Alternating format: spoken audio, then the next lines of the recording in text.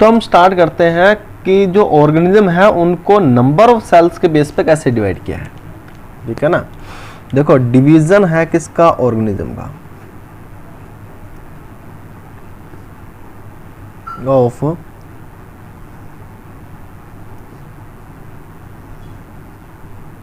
organism on the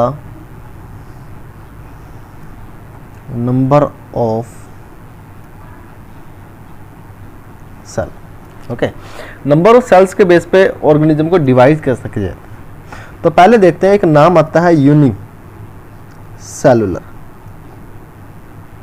CELLU cellular. Okay, uni का mean होता है 1 और सेलुलर का मीन होता है सेल। ठीक है ना, तो कह सकते हैं कि सिंगल सेल कंटेनिंग या organism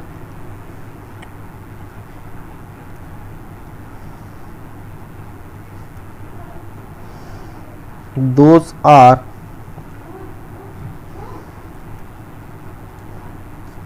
made up of only single cell are known as unicellular।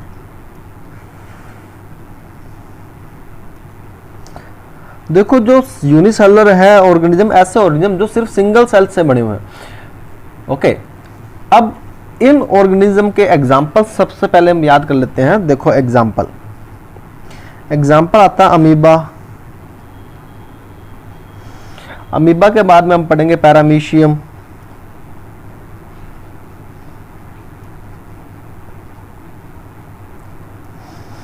ठीक है ना।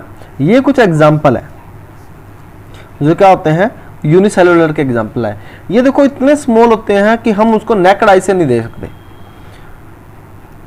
अब बात करते हैं तो जो आपको दिखाई देते हैं, ठीक है ना, जो आपको दिखाई देते हैं वो कौन से हैं, वो ऑर्गेनिज्म होते हैं मल्टी सेलुलर ऑर्गेनिज्म। जितने भी आप अपने अराउंड, चाहे प्लांट हो चाहे वो एनिमल हो, जो आपको दिखाई देते हैं वो मल्टी सेलुलर है। सिंपल सा मीन है, देखो मल्टी का मीन होता है मैनी और सेलुलर का मीन होता है सेल्स। यानी ऐसा ऑर्गेनिज्म जो मैनी सेल्स, यानी बहुत सारी सेल्स से मिलकर बना हो। तो यही डेफिनेशन हम काम में ले सकते हैं। कौन सी, organism those are made up of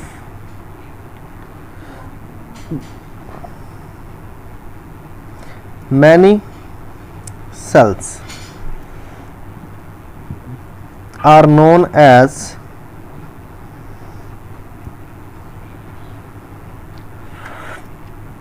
multicellular।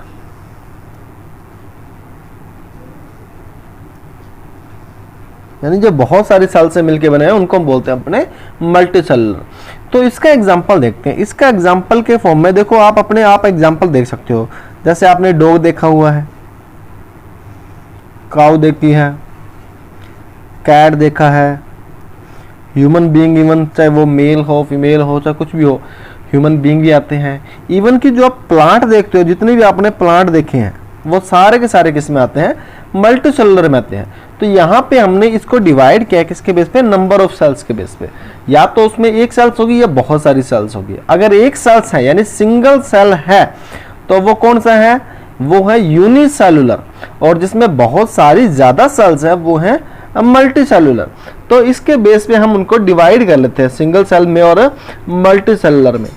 लेकिन एक मोस्ट इंपॉर्टेंट बात आपको बता दूं मैं कि जो भी मल्टी सेलुलर ऑर्गेनिज्म है इनके जो लाइफ है, ओके, इनकी लाइफ, ओके, कि कह सकते हैं कि all multi cellular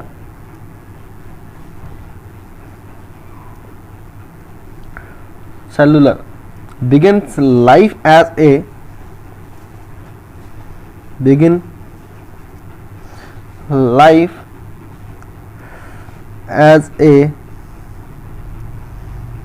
single cell, यानी हमेशा सबसे पहले इनकी जो लाइफ है वो एक सिंगल सेल से स्टार्ट होती है, यानी सबसे पहले एक सिंगल सेल होगी, बाद में वो मल्टी सेल में कन्वर्ट हो जाएगी। ओके, ध्यान रखना, हमेशा ही क्या होता है, मल्टी सेलुलर ऑर्गेनिज्म भी कैसे बना, सिंगल सेल से बना।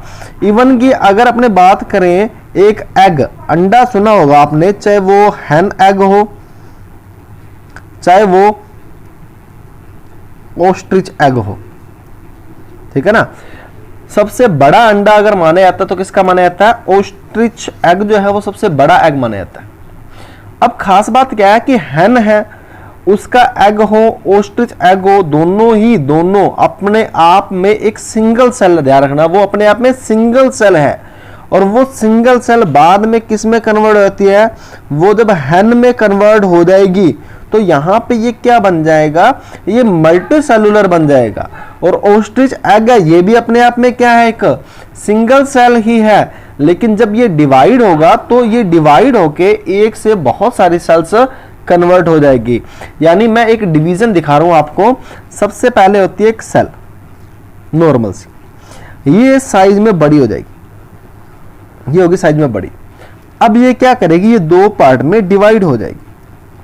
जब ये दो पार्ट में डिवाइड हो जाएगी तो ये दो छोटी छोटी सेल्स बन जाएगी।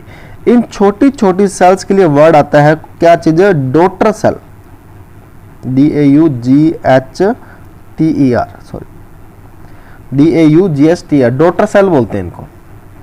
ओके, तो यहां पे ये सेल जो डिवाइड हुई, इस प्रोसेस का नाम आ गया अपना सेल डिवीजन।